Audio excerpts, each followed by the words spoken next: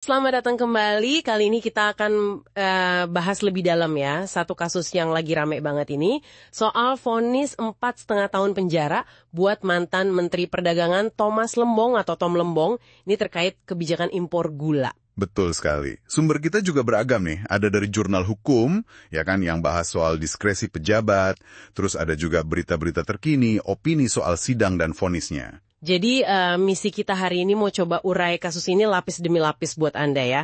Mulai dari apa sih yang terjadi, terus konsep hukumnya gimana, sampai kontroversinya. Iya, ini menarik karena gimana ya, ini kasus di area abu-abu gitu. Antara kebijakan publik, terus ada potensi salah wewenang, bahkan ada dugaan nuansa politiknya juga. Oke, kita mulai dari vonisnya dulu deh. Jadi 4,5 tahun penjara plus ada denda 750 juta.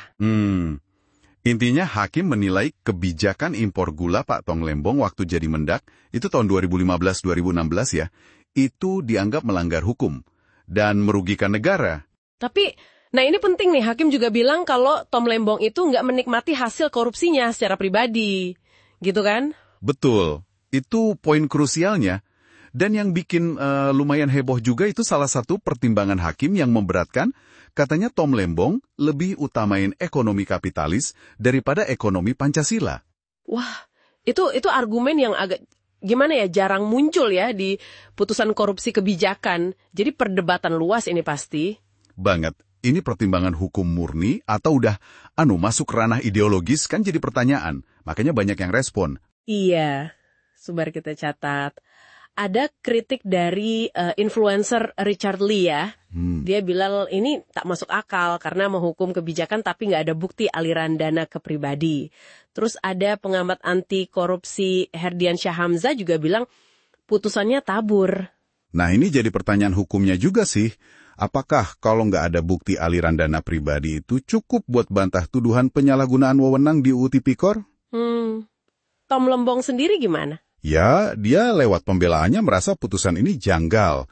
Dia tekenin kalau hakim itu tidak menyatakan ada mens rea. Mens rea ya, itu niat jahat atau niat kriminal gitu kan ya, unsur penting di hukum pidana. Tepat. Niat kriminalnya itu nggak disebut ada. Dia juga merasa kewenangannya sebagai menteri yang diatur UU untuk tata niaga, itu kok kayak diabaikan gitu. Jadi inti perbuatannya yang salah apa dong kalau kita lihat sumber-sumbernya?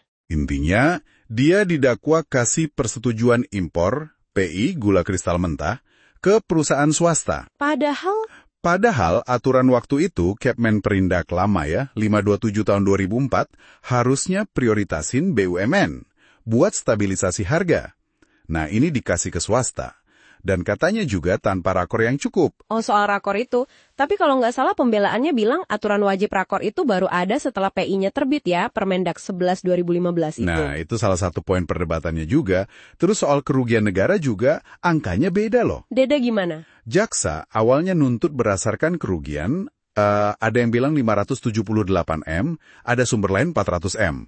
Tapi hakim mutusinnya 194,7 M. Lumayan jauh ya bedanya. Dari mana angka hakim itu? Katanya sih dari hitungan dugaan kemahalan harga beli gula oleh BUMN PT PPI itu, dari pihak swasta yang dapat PI tadi, ya perbedaan angka kerugian negara ini sering sih dalam kasus korupsi, tergantung metode hitungnya. Oke, nah ini kan nyambung ke konsep hukum yang penting banget nih, diskresi pejabat. Betul, jurnal hukum yang kita rujuk itu jelasin kalau UU Administrasi Pemerintahan, UU 30 2014, itu emang ngasih ruang buat pejabat ambil diskresi.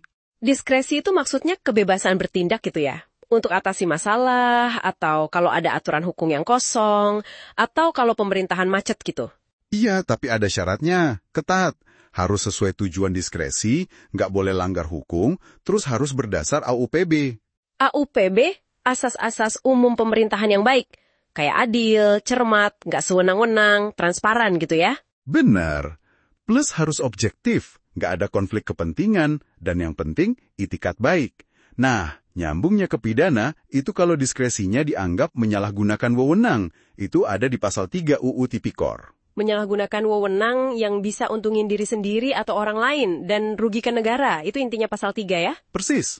Terus ada perdebatan hukum lanjutan juga kan, soal ini harusnya ke PT UN dulu atau bisa langsung pidana. Pakai acuan Perma 420/2015 itu? Iya betul, soal uji penyalahgunaan wewenang di PT UN dulu. ini ada kaitannya sama asas presumptio iuste causa di hukum administrasi. Maksudnya? Maksudnya, keputusan pejabat itu dianggap sah sampai ada pembatalan dari lembaga yang berwenang, biasanya ya PT UN. Nah, perdebatan ini muncul juga di kasus Tom Lembong. Pra-peradilannya kan ditolak juga soal ini. Callbacks ya.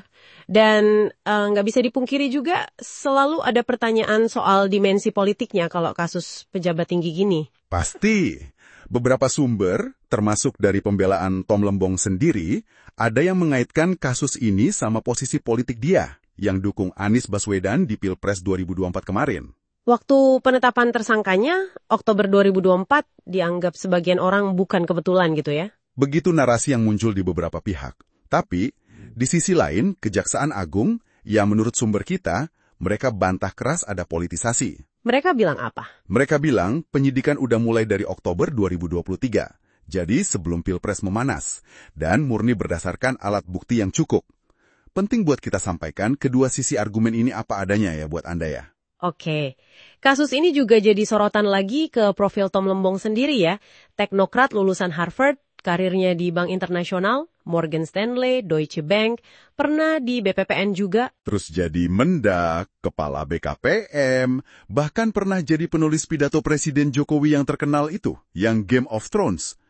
Latar belakangnya memang kuat di bidang ekonomi dan investasi. Jadi kalau kita rangkum nih, kasus Tom Lembong ini menyajikan dilema yang, cukup rumit ya buat Anda cermati. Iya.